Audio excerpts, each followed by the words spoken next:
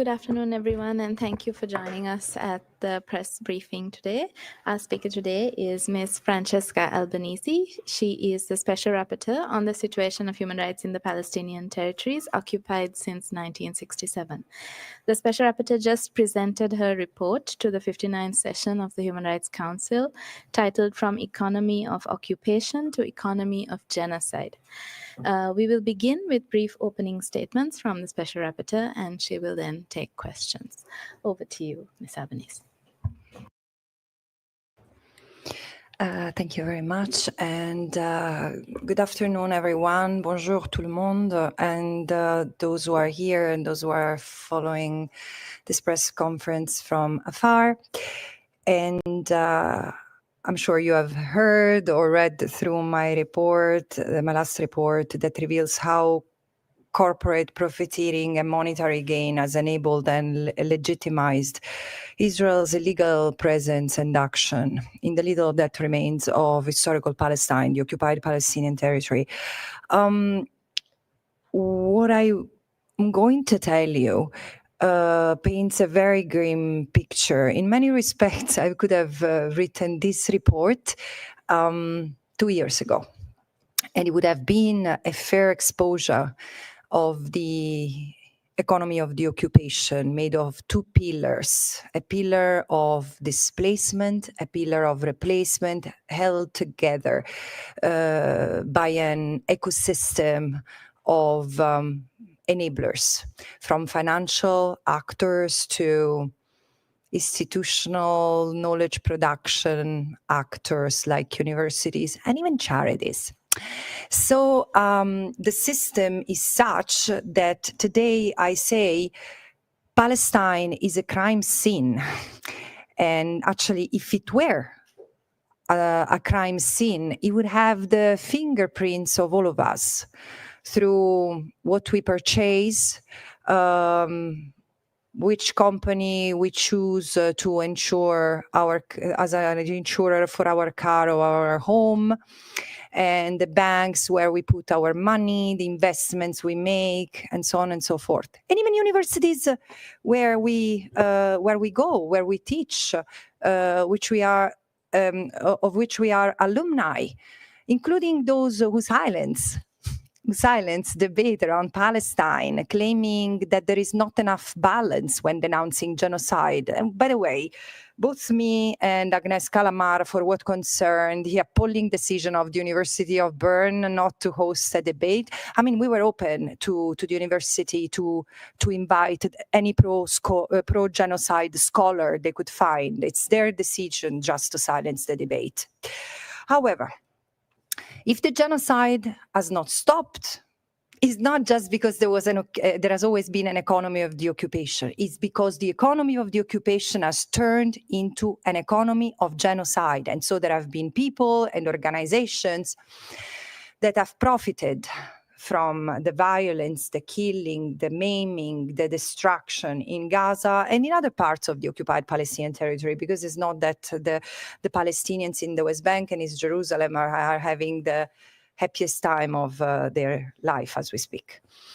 In the past 20 months, while the Israeli army, and accompanied by settlers, was devastating Palestinian lives and landscapes, the Tel Aviv Stock Exchange soared by 213%, amassing over 220 billion in market gains, including 76.8 billion US dollars in the past month alone. So clearly, for some, genocide is profitable. So what has happened is that the infrastructure that was profiting from the economy of the occupation has transformed and assisted Israel in this evolution. The report I just presented builds on a database of over 1,000 entities that I didn't have the time to investigate with the depth and to analyze from a legal point of view with the rigor that I have for 48 companies, along with their parents, subsidiaries, franchisees, licensees, and consortium partners across the sectors. However, if you read this report as a list, as another database, which this doesn't, my report doesn't intend it to be, I would have failed. I would fail. My report exposes a system, something that is so structural and so widespread and so systemic that there is no possibility to fix it and redress it. It is to be dismantled. And, you know, had businesses and had the corporate sector observed due diligence, had it honored its commitment to do due diligence, even before October 7, 2023, he would have disengaged completely and totally from its entanglement with the Israeli economy. Because, first of all, it's a fiction that there is a line dividing, separating the good Israel within Israel and the bad Israel in the occupied territory. No, the economy is one. Israel's economy is one and one only, and encapsulates the colonies. The colonies do not exist because some fringy part of the Israeli society is pioneering into the wild, wild West Bank. No, it's because this is resolving the housing crisis in Israel. These people live and thrive within a system that is so connected, that is part of the Israeli state. And also, this is you can see that evidently when you look at the water grid, on the electricity grid. The occupied Palestinian territory does not exist as separate from Israel. So, I mean, member states can continue to reassure themselves that they might, à la limite, prevent settlement goods from circulating in their markets. But this is not enough. Actually, it's just it will be another face-saving solution. Because, excuse me, when sanctions were imposed on apartheid South Africa, was it because of the crimes and the violence and the racism and the discrimination and the apartheid that South Africa was imposing on its non-white population, or for just what South Africa was doing in the Bantustan? Do you understand the performance of stupidity that we have all been part of for decades? And now it's the time to stop. If 60,000 people killed do not push us to taking seriously international obligations, then we're really, really beyond the pale. So here's what I conclude. There is no possibility to stepping out of this situation other than for member states to do what the International Court of Justice demands through its ruling and through its provisional measures. Imposing an arms embargo immediately. It's not about asking for a ceasefire. This is not a war. This is a genocidal campaign. And it's clear. And now it's either carried out under the pretense of humanitarian food distribution. This is a death trap. And we should learn really to be honest, including yourself. I mean, I've been really, really generous to the media because the first corporate entity to be investigated in this mandate was yours. And it will come. But again, now it's time for an arms embargo, and it's time for businesses to cut ties with Israel. The very fact of engaging in something that concerns and translates into economic gain and profits, it's problematic. Lest the companies and their executives are ready to face responsibility and even criminal liability. Thank you. Thank you, Special Rapporteur. She will now take questions. We'll start in the room. Yes, please go ahead. Thank you. The 48 companies that you name in your report, is there anything that you think the customers of those companies ought to be doing? Thank you. Sorry, I should have said before. We're going to take about 4 questions at a time, and the Special Rapporteur will get to each one sequentially. Jeremy, please. Orlando wants to.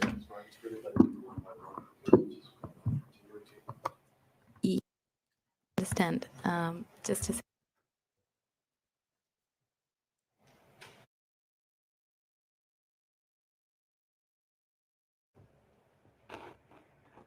This is on, no?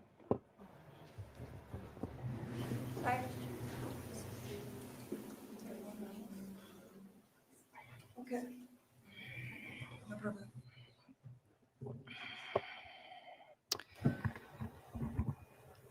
Would you like to repeat your question? No, I'm sorry. I was distracted. I'm sorry. I was distracted because apparently I misquoted a number. I have someone I have noticed I have dyslexia with numbers, and I said 76 billion. This is what has been unmasked in 1 month. No, it's 67 billions. I read the other way around. I apologize. So what should consumers of these companies do? First of all, I would like to clarify that the first responsibility is not on the consumers. I mean, of course, I think that we should wake up and realize that we are part of a system where we are all entangled, and choices that we make in the UK or in Switzerland have an impact elsewhere, in Congo and in Palestine, for example. So it's good to be conscientious, but the first and so it's important today to listen to those in the civil society, the scholars, the lawyers, investigative journalists who have exposed the entanglement of the companies we are clients of with the occupation. But the first responsibility remains with member states and then companies. So companies who do not divest should be held accountable. I do think that there is a possibility for consumers to hold these companies accountable, because we vote through our wallet, right? And therefore, probably this year, it's the most modest contribution not to support the erasure of Palestine is stopping normalizing the occupation by a click. So let's choose other ways to plan our holidays that Booking.com and Airbnb, because they have normalized the occupation with a click.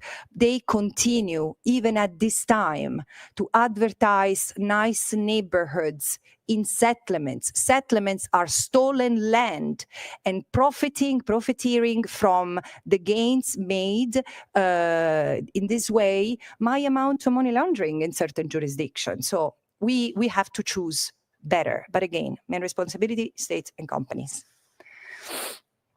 Jeremy, I think. Please state your name and organization when you ask a question. Jérémy Lange pour Radio France et RFI. Madame Albanese, deux questions. Une sur l'économie, la transition d'une économie d'occupation vers l'économie de génocide. Est-ce que vous pouvez expliquer en quoi une économie de génocide, selon vos termes, est plus profitable économiquement qu'une économie d'occupation simple? Je mets des guillemets. Et la deuxième question, c'est sur les compagnies que vous citez. Lockheed Martin paraît un exemple assez évident pour beaucoup de personnes. En quoi les autres compagnies que vous citez sont tout aussi coupables? Je pense à des compagnies comme Hyundai, Volvo, Caterpillar. Est-ce que vous pouvez expliquer en quoi ces compagnies sont tout aussi coupables de participer à cette économie de génocide selon vos termes?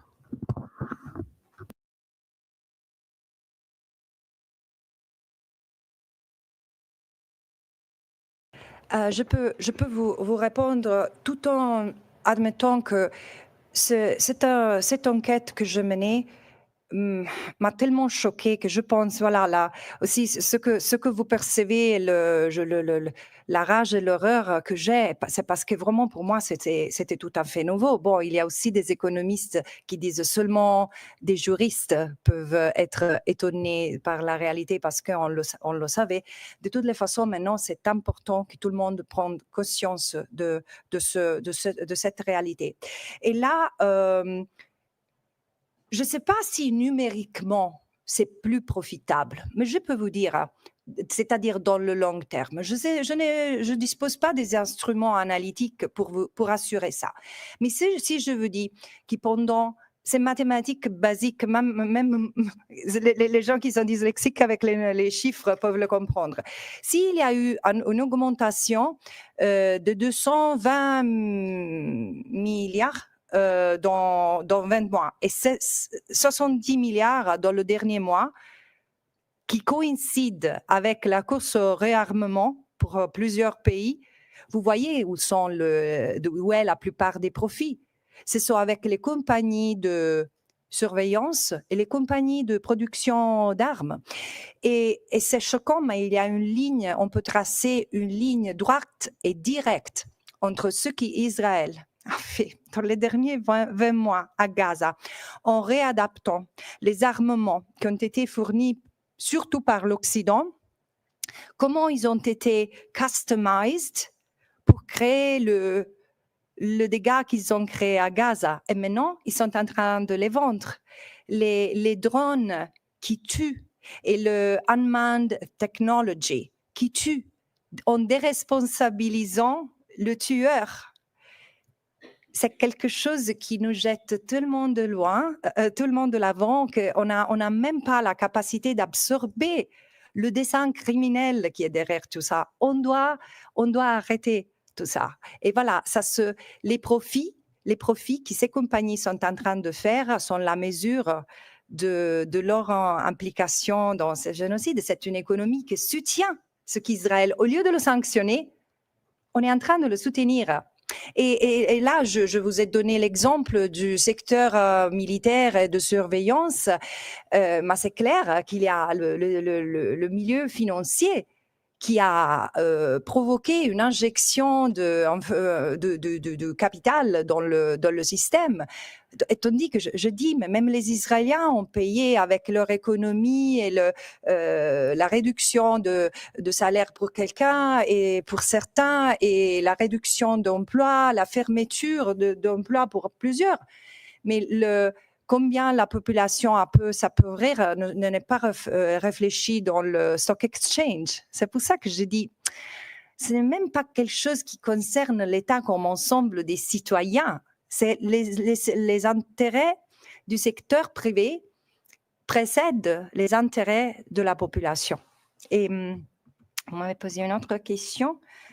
Moi, je pense que c'est important de comprendre comment cette économie que je disais est déjà en place. L'économie du déplacement et du remplacement a servi en tant que base pour se transformer dans une économie de génocide. Parce que vous voyez, les armements, les services disons l'équipement civil, les bulldozers et aussi les compagnies qui ont aidé à construire les checkpoints, les murs, les fences. Tout ça, tout ce qui est dans un autre rapport, j'ai appelé l'esthétique de la carcéralité. Tout ça a été fait avec des compagnies qui ont profité. Ils ont profité dans le sens technique du terme. Ils ont travaillé des profits, ils ont fait des profits. Et ça a été plus facilement retourné envers Gaza. Les machines qui ont été utilisées pour détruire et pour construire au West Bank ont été utilisées pour détruire Gaza. Et c'est ça que je disais, il faut que les gens sachent quand ils achètent une voiture qui est très safe pour leur famille, pour les enfants de Gaza. Ce logo est le logo des machines qui ont pulvérisé leur terre, parce que Gaza n'a pas été détruite seulement avec des bombes, mais avec des bulldozers. Et les machines, bon, les comment se dit, weapons sont les mêmes, ont été, les armes, voilà, merci, ont été retournées et modifiées, intensifiées dans leur utilisation à Gaza. Mais je veux aussi dire, c'est dramatique et ça m'a fait du mal de voir l'écrire parce que je pense à la souffrance que les Palestiniens et les Palestiniennes puissent sentir en lisant ça. Mais c'est vrai, moi je ne suis même pas la première qui l'a dit, sinon dans le contexte des Nations Unies, mais il y a un journaliste, Anthony Lowenstein, qui a documenté tout ça. Et franchement, ça a ouvert les yeux à plusieurs de nous en disant la Palestine a toujours été un laboratoire. Mais en fait, plus que ça, un terrain dans lequel tester des technologies, et pas seulement militaires, et pas seulement de surveillance, que c'est quelque chose qui se tourne envers nous, mais aussi des technologies comme le water dripping, irrigation. Elle l'a fait avec l'eau volée aux Palestiniens. Ça, c'est pas de la recherche nôtre. C'est quelque chose qui ressort d'un vol institutionnalisé. Voilà. Merci. Catherine Fiancambo-Conga, France 24. Pour faire suite à la question d'un de mes collègues sur la responsabilité des consommateurs, j'aimerais entendre vos réflexions sur la responsabilité de la presse et de ceux qui entretiennent certaines versions de ce qui se passe dans les territoires occupés. Merci. Non, je vais être vraiment bref sur ça parce que ce n'est pas le sujet de mon investigation. Avec beaucoup de respect, je dis que c'est un sujet vraiment que j'ai souffert à ne pas aborder, mais ça demande une investigation en tant que telle. Parce que vous voyez, ça, ce n'est pas le premier génocide où les médias font un travail, comment dire, un travail pourri, voilà, un mot gentil, et des médias plutôt que d'autres. Mais voilà, c'est quelque chose qu'il faut investiguer parce qu'il y a des responsabilités. On a eu un manufactured consensus autour de certains arguments en défense d'Israël, mais franchement, c'était pas dans le long terme, ça n'a pas favoriser Israël, je dis les Israéliens et les Israéliennes, tout le monde maintenant en gardant en pied ce système paye. Mais là, j'espère qu'il y aura des autres mécanismes qui entameront l'investigation sur les responsabilités des uns et des autres. Mais bien sûr, si dans le cours de mon mandat, j'ai l'opportunité, j'aimerais bien le faire moi-même parce que je collectais dans mon expérience à moi.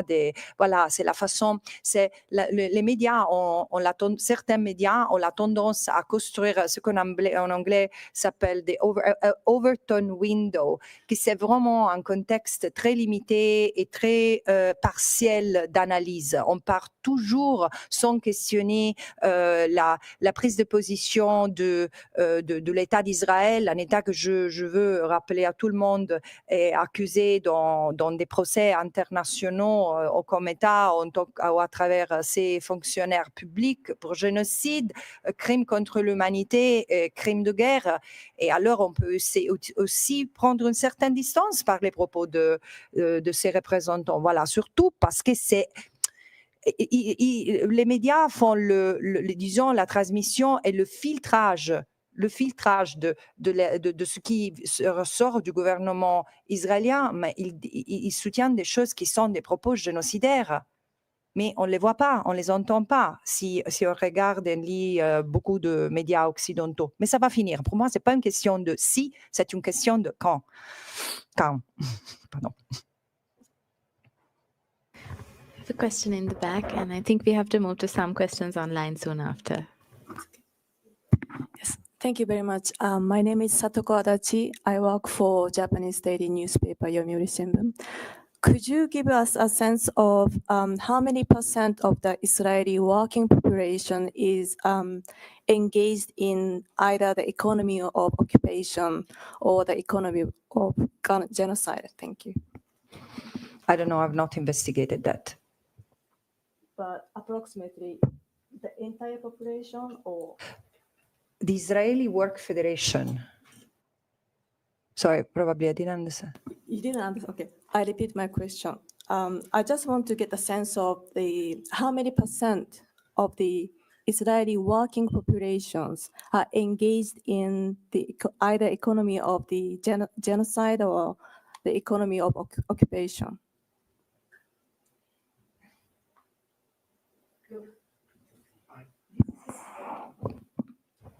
Can you hear me?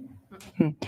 So, looking at the surveys, I can tell you there is still a lot of support, ideological, political support for the choices the Israeli government is taking when it comes to Gaza, the West Bank, and East Jerusalem.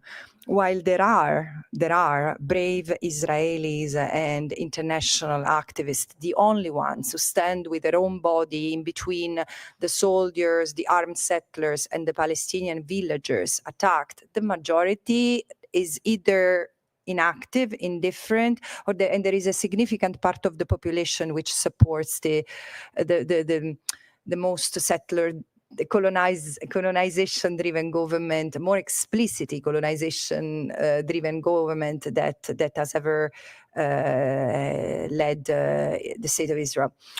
How many participate, benefit from the economy in a state where there is not one sector other than the NGOs that stand against occupation, war crimes, apartheid? I cannot tell you.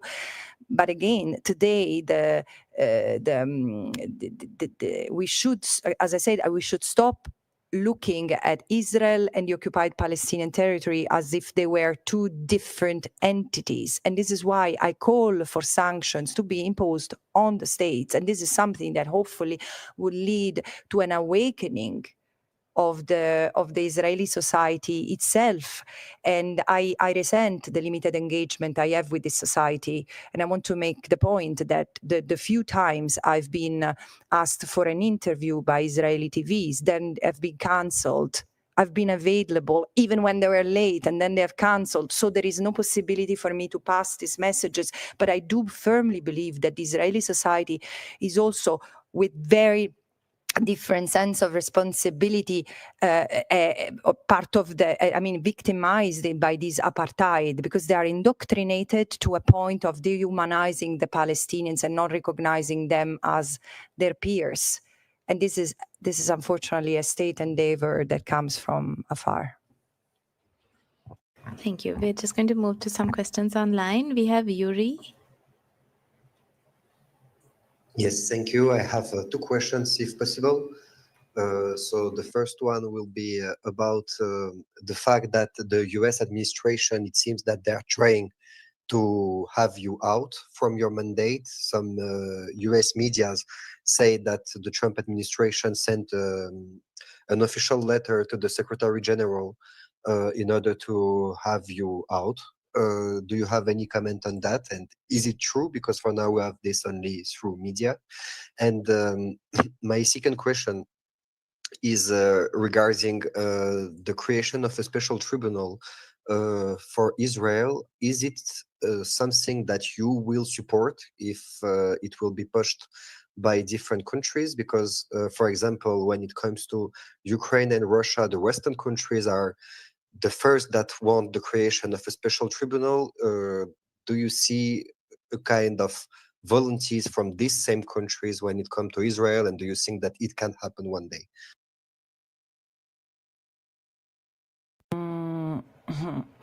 I serve with a lot of pain and sacrifice this mandate upon request of the Human Rights Council.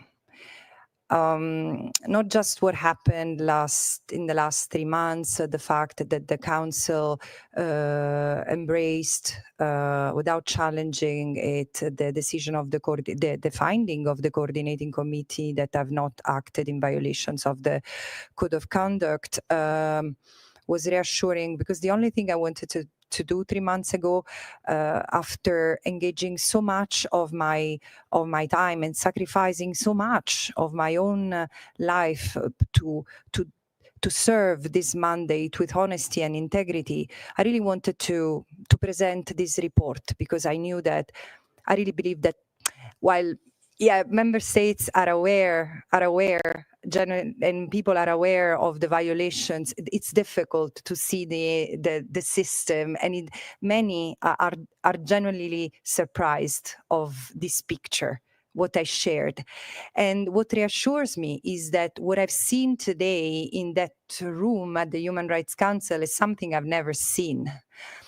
Forget the applauses, but I've never seen such a almost wall-to-wall support and endorsement for my mandate before. So yeah, I accept that there might be some divergent views, and we can live with the fact that we agree to disagree. I'm a UN Special Rapporteur, and I should be respected as such. If any member state has issue with it, they can talk to their colleagues in the Human Rights Council. And the creation of a special tribunal. Look, I do believe that justice is absolutely necessary. I've often said that while we have international courts, we have the International Criminal Court, we have the International Court of Justice, we also have universal jurisdictions over the crime of genocide. And I do imagine the Palestine trials. I mean, people sometimes ask me, do you imagine the Nuremberg trials for Palestine? Yes. I imagine the Palestine trials, which will be the full realization of justice across the border, because crimes are across the border. Human rights violations clearly show that there are responsibilities across the border, and therefore I want to see lawyers and practitioners, barristers, invested in supporting civil society and work with judges and prosecutors to deliver some justice. I'm not given thoughts yet, consideration myself to the idea of a special tribunal, while I do think that the question of Palestine is so big, is so overwhelming, the injustice that the Palestinians have experienced, which doesn't take anything away from the injustices that the Jewish people have endured and suffered for centuries, which is also what triggered somewhat and entered into Palestine. But never one injustice as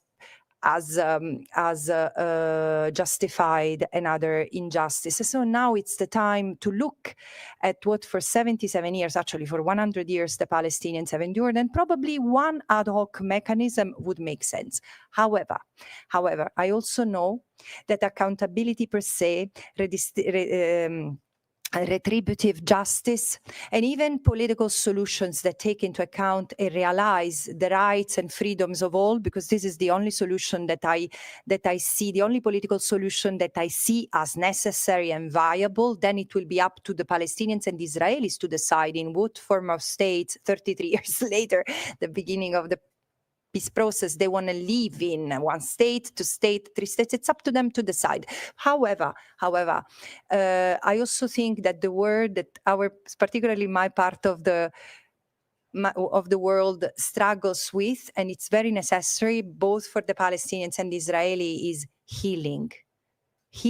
There is a huge sense of trauma, and probably we can't even reckon the depth and of it right now, as the Palestinians in Gaza will have to survive, will have to be helped recover from what they have suffered, and they will need all our humanity, all the humanity that we have been prevented from showing them. But also the Israelis will need healing, because when they will realize what they have done in the name of an ideology that has turned into a political doctrine and that has sent its youngest citizens into carrying out genocide called a war of revenge, they will need more support than others in staying solid and mentally sane. So this is what I think. Thank you. Olivia, also online.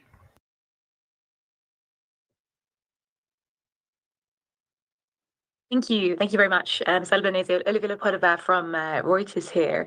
I was just interested in what kind of response you had from your report. I think your report mentioned that you contacted a number of companies that were named. Like, have you had any kind of good engagements with those companies? Have any of them been willing to kind of sit with you? Have they kind of suggested any potential shift in their business models? And then secondly, this is just related to something you said in the council. You described the Gaza Humanitarian Foundation as a death trap. I was just wondering what evidence in your role as Special Rapporteur you've heard in terms of some of the types of injuries that people have been sustaining while trying to receive food aid, but also if you could maybe help us with a clarification, because the GHF has consistently said that these deaths are not happening near its sites. Do you believe that is an accurate statement by the GHF?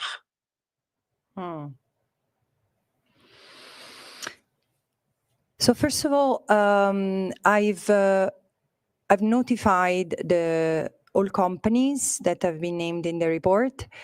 And I've not just shared with them the facts that I found in violation of international law.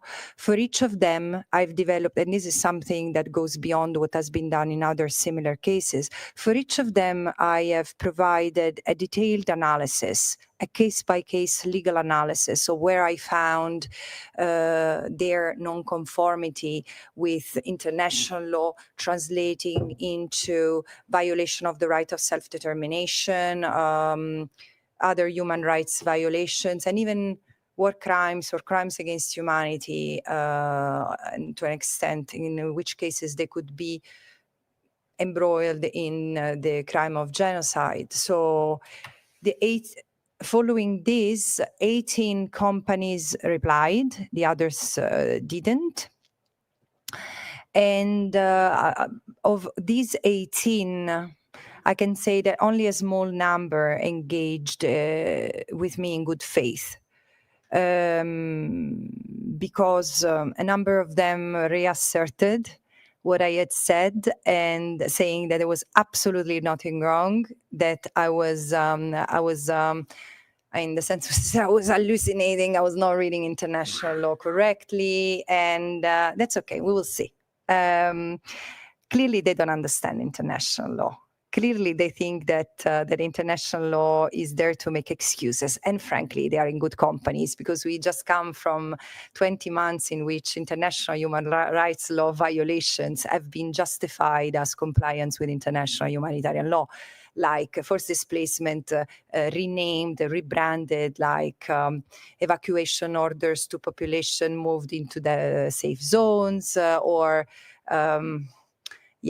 safe zone, death zones, which have become safe zones, collateral damage, human shields, and even the Gaza Humanitarian Foundation is yet another chapter of the humanitarian camouflage. And I also think they are in good company when it comes to member states, because it's incredible how member states, for example, European states, use the European Union to justify their non-compliance with their international law obligations. Look, it's very, very simple.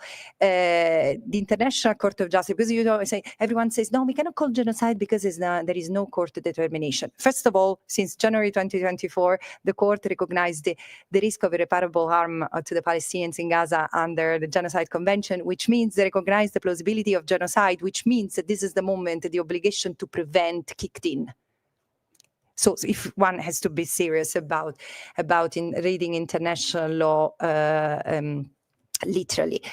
But, they say, no, but the European Union doesn't allow, we are waiting for other UN member states to take measures to suspend the agreement. No, you need to suspend your transactions with Israel because you have signed international treaties, and because some of the violations that are under our eyes amount to crimes. So there might be a complicity. And therefore, it's so sad as a European to see that the European Union, such a noble institution, has become the index behind which to hide in order to justify the non-compliance with international law. So it's in the United Nations as well, because when I say, yeah, but you should disengage and impose an arms embargo, like member states from the global majority are already doing, by the way. Yeah, the Hague Group is a very small but noble attempt to start from addressing the root causes instead of a symptom for a change. So I do believe that nonetheless, the companies need to understand, and this is why I was so anxious to have this report presented. And so this is the only good thing that I've really the silver lining of this past months, despite all pressure, seeing that this report would allow people to understand, to have no further excuses, being directly linked to this occupation, this unlawful occupation, because the International Court of Justice has said the occupation is unlawful. So we have a decision of the International Court of Justice saying this is unlawful. Member states have to disengage, not to recognize as illegal, not to aid and assist, ensure that a cessation, and even ensure that there are reparations from Israel to the Palestinians in the occupied Palestinian territory. So in the face of all these violations, how can ever be argued morally and legally that a private actor is allowed to do what a member state is not allowed to do? So again, I think that this is a pivotal moment. There have been other defining moments, as I was saying, in the Council, in human history, to bring businesses which normally escape accountability to account. And this is this moment. Palestine is really forcing us to that test. The Gaza Humanitarian Foundation is absolutely a death trap. I wouldn't know how to call the 600 people who have been killed while trying to reach aid. Also, so first of all, this is the most, the term humanitarian absolutely it cannot be utilized in a serious fashion toward that thing, because humanitarian aid must follow certain principles: the principle of humanity, the principle of dignity, the principle of protection of human life, so creating no harm. This creates harm. It's not a dignified way to distribute food and aid. It's not providing all the aid that is adequate. So what are we talking about? So without even looking at it as a killing machine, it's not providing aid. And again, I restate, it's ludicrous. It's ludicrous that the international community is not forcing, is not breaking the blockade, because this is the only sensible thing that should be done right now. Send all the countries which have a port in the Mediterranean Sea, should send a navy with medical personnel under their responsibility, under their flag, medical personnel, food, and any other necessary equipment to save life, including baby formula. So this is what member states should do. Instead, they stay there criticizing at best the Gaza Humanitarian Foundation. Again, this is one of the most sadistic exercises in intellectual gymnastics I've ever come across. And then the Gaza Humanitarian Foundation are saying that the killing is not happening near the sites. Well, I've gone through plenty of video evidence. Of course, neither you nor I are there. I wish journalists could be allowed in. The fact that it's not happening while all the journalists that are available in Gaza are being killed one by one, and we have surpassed the 220 now. It's evidence that probably Israel doesn't want further testimonies, further witnesses in this. What else can I say? Thank you. Yes. Thank you. Robin Millard from AFP. I don't know if you've had the chance to see what Israel has to say about your report. They said, and I'm quoting here, that it's motivated by an obsessive, hate-driven agenda to delegitimize the state of Israel. And they say that your report is, again, I'm quoting, is legally groundless, defamatory, and a flagrant abuse of office. What is your response to what they have to say? Thank you. I have no comment. Yes, please go ahead. Bonjour. Madame Francesca Albanese, vous êtes peut-être l'une des premières dames responsables qui avait dit au début, qui avait parlé de génocide. Maintenant, on voit, depuis que vous avez parlé, d'autres voix s'élèvent même en Europe pour dire, ou faire allusion qu'il y a un risque de génocide. Avec ce rapport d'aujourd'hui, dont vous parlez de l'économie du génocide, est-ce que vous pensez qu'il va y avoir des répercussions ou on va dire, Albanese, comme disent les Israéliens, elle fait des rapports qui ne sont pas crédibles et on passe à autre chose? Merci.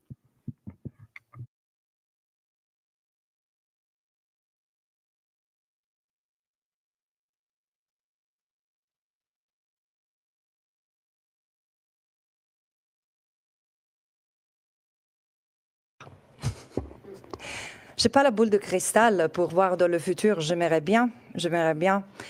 Et et voir qu'il y a des conséquences, bon, je l'espère, mais ce que je vois fermement, et ça je le vois, c'est qu'on est dans un point de transition, et c'est comme une jonction, on doit décider là où on va aller.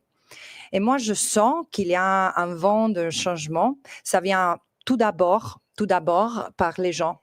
Les gens comme moi, je pense comme vous, des gens qui ne contrôlent pas les armements, les algorithmes et des grandes richesses amassées et ne veulent plus que de ça, ne veulent plus voir des corps et d'âmes d'enfants, d'adultes, de femmes, d'hommes brisés. Ça va quoi, ça suffit. Et il veut aussi voir qu'il y a du sens dans le mot justice. Et là, disons, je pense que la fracture, qui est tolérée, tout ça, et laisser tout ça se passer le jour par jour sur notre éléphant, quand même nous a endommagé. Et alors je vois qu'est-ce qu'il peut arriver si on continue dans ce chemin. Ce qui s'est passé au Liban, ce qui s'est passé en Iran, c'est tout à fait illégal. C'est tout à fait illégal. Et c'est hors discussion. Attaquer un pays,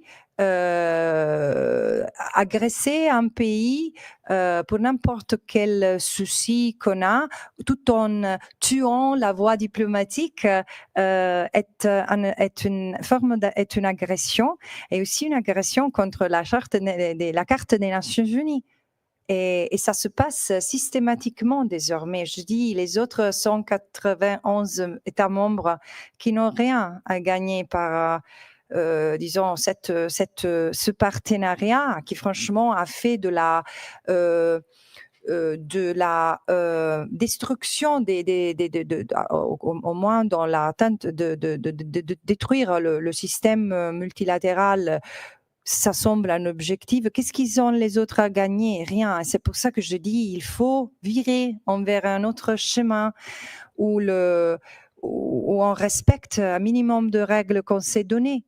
On respecte, là on est devant des gouvernements qui montent tout le temps, qui ne sont pas capables de respecter, je dis, même pas les traités internationaux, mais même ce qu'ils ont dit eux-mêmes, au microphone devant la presse il y a quelques jours. Et c'est pour ça que je dis, on ne peut pas tolérer et on doit rejeter cette façon de gérer les relations internationales sans ambiguïté et sans opacité. Et ça va être dans l'intérêt de nous tous et toutes. Et on peut on peut démarrer de ce point-là.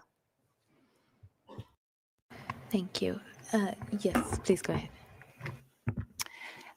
Amina Kalash pour le média. Vous avez justement incité les ONG, les syndicats et aussi les citoyens à travers votre rapport pour intensifier justement les campagnes de boycott et de désinvestissement.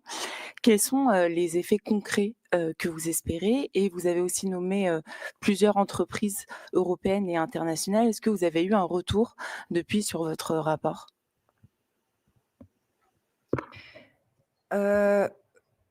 Moi, je pense que le retour le plus important, je les ai eus dans les dernières 48 heures après la publication du rapport. J'ai vu que même plus encore que le rapport sur le génocide, il y a eu une réponse massive de la presse, solidarité infinie par plusieurs acteurs de la société civile, y inclut les communautés juives dans plusieurs pays. Et surtout les communautés palestiniennes, mais ça me touche beaucoup parce qu'ils sont tous les deux en train de vraiment souffrir sans parallèle et pour ce qui se passe.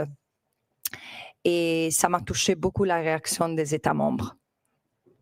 Bon, c'est pas évident d'être ému par la réaction des États membres, franchement.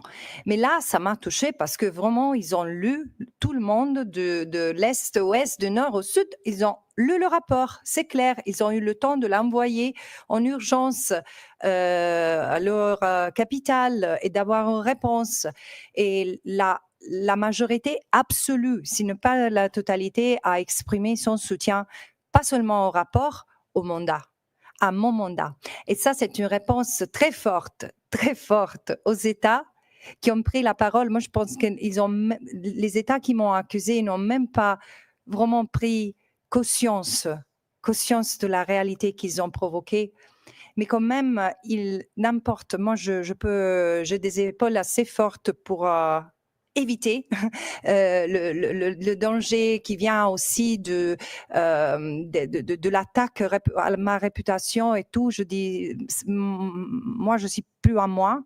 Mais non, dans ce service au Conseil des droits humains et ça va, je pense. Il y a une autre partie de votre question qui est ce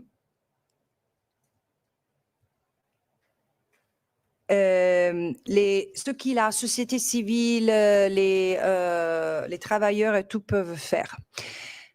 Comme dans d'autres situations, comme en Afrique du Sud, parce qu'il ne faut pas l'oublier, les États membres ont été, dans le contexte du démantèlement de l'apartheid, ont été les derniers à joindre le mouvement qui a commencé avec l'action de solidarité de campagne internationale, de travailleurs au niveau international, avec un mouvement de résistance, surtout de la communauté discriminée en Afrique du Sud, même de la communauté de Blancs de l'Afrique du Sud. Il y a eu un mouvement qui s'est bâti dans les années.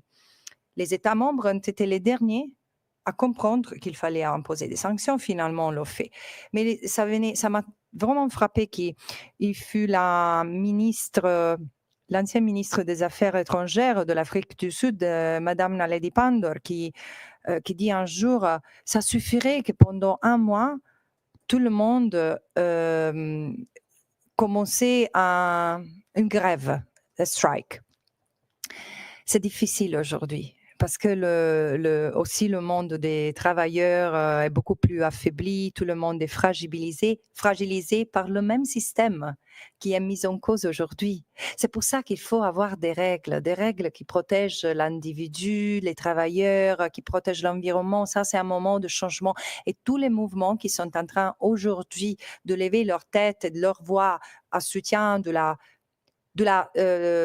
l'existence, parce que de ça on parle, de l'existence du peuple palestinien, vient des mêmes milieux qui sont en train de protéger les droits humains et les droits de l'environnement, les droits vraiment à la justice dans d'autres contextes. C'est pour ça que j'ai évoqué le rôle important que chacun de nous peut jouer au sein de nos sociétés, parce que je pense que c'est le moment on se rend compte qu'on est une seule famille humaine, au-delà des différences de religion, de race, si on veut encore utiliser ce mot horrible, d'ethnie et tout. On est là et on doit peut-être retourner à s'aimer un peu plus et à se souvenir que le changement du système ne commence pas sans changement à l'intérieur de nous. Amen. Thank you. Beyza from Anadolu. Thank you, Ms. Albanese, for this presser. I just want to return to the Gaza Humanitarian Foundation. And after the way you described the organization, I want to ask, what do you see a need for an urgent need case in front of ICJ or ICC over recent killings of aid seekers near the mechanism? Thank you.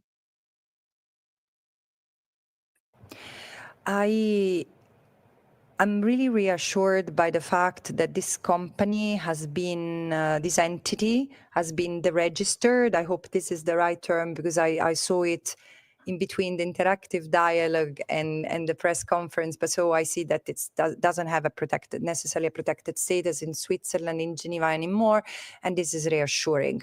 However, there is a need for accountability, no question about that, but I think that we need to get out of the chronicling approach and mentality. Of course, each incident requires analysis and investigation, but we need to look at the ensemble, step away from the detail. Everything is happening in the context of a intentionally destructive assault that Israel has launched against the Palestinians in Gaza, which is also echoed and mirrored by the violence that has escalated and intensified against the Palestinians in the West Bank. Really, there is little capacity to understand that the two pieces of these fragments are together. The Palestinian territory that Israel has occupied since 1967 is one. It should be treated as a territorial unity. And so Israel is unleashing violence against the Palestinians with the same animus, with the same spirit, moving them out, and with all the means possible, clearly. And I do believe that it's necessary to see that this is not the first genocide, that consists of several other crimes, and it's in the interrelation and interplay of all these conducts and of all these crimes that one can also see how abandoned the Palestinians feel to this criminal design and to their destiny in their situation. Isabel?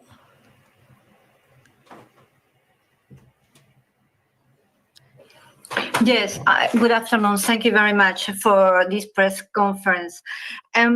You said that only a small number of companies accepted to engage with you after receiving your report.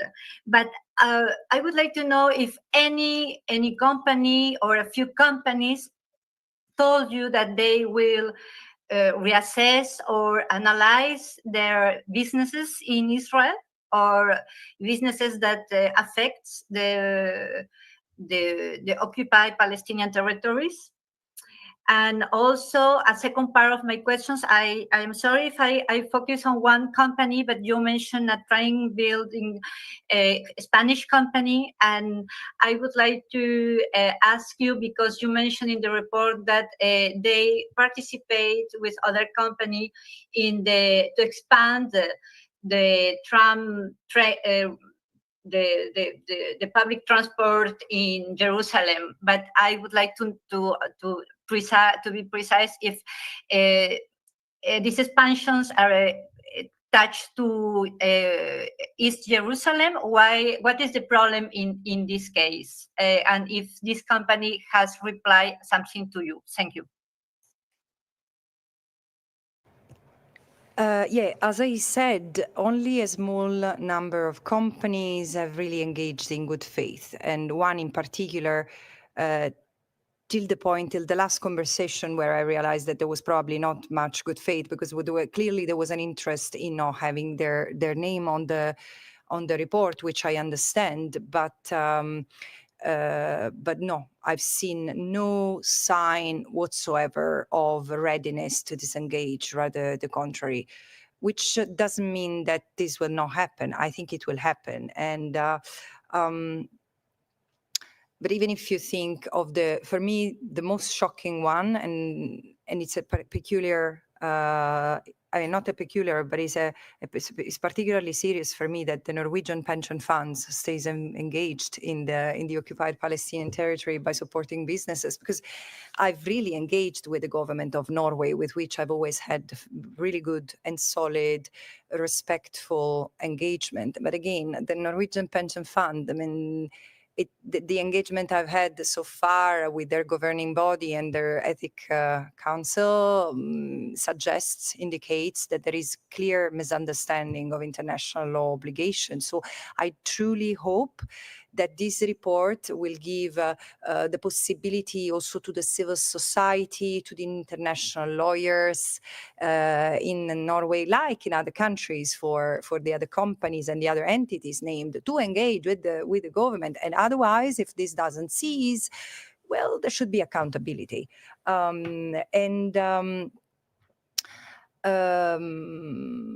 So, for example, again, staying in Norway, I've seen parliamentarians, for example, starting to confront the government more robustly. I've also seen in recent hours the divestment from 2 companies, which I welcome, and this needs to continue. For what concerned the company, the Basque company you mentioned is the CAF. The CAF participate with other companies in expanding the public transport in Jerusalem. And it's the Jerusalem Light Rail, a consortium which is as also mentioned in the OHCHR database, in the sense that the consortium that CAF has established is with companies mentioned, with at least 2 companies mentioned in the database. So at the time, the first problem is that at the time, other companies have withdrawn from their engagement and partnership with UN database listed companies. CAF has not done it, but also the lines that CAF is involved in building include part of their tracks in the West Bank, and these lines connect colonies with Jerusalem. The colonies are connected through these transportation lines with Israel, and as I said, this is illegal. And it shouldn't happen. This company is helping Israel facilitate the replacement of the Palestinians and the strengthening of the colonies, which are in and of themselves, as I've said many times, a war crime, a violation of the international humanitarian law framework. Thank you. I think that's all the questions we have. Another element that I should add, because it also shows how the businesses are connected. There are other companies that I've mentioned in the report, like Dosan and Volvo excavators and machinery that have been used, and the materials that other companies like Heidelberg have provided have been used to supply the building of the light rail bridge. So again, it's a system. It's really a system. Thank you. I think it's the last question we have time for today. We've already run over time. Lisa, can you send your inquiry and we'll make sure that the Special Rapporteur gets it. Thank you all for joining us today, and thank you very much to the Special Rapporteur. Thank you all for your interest in her work.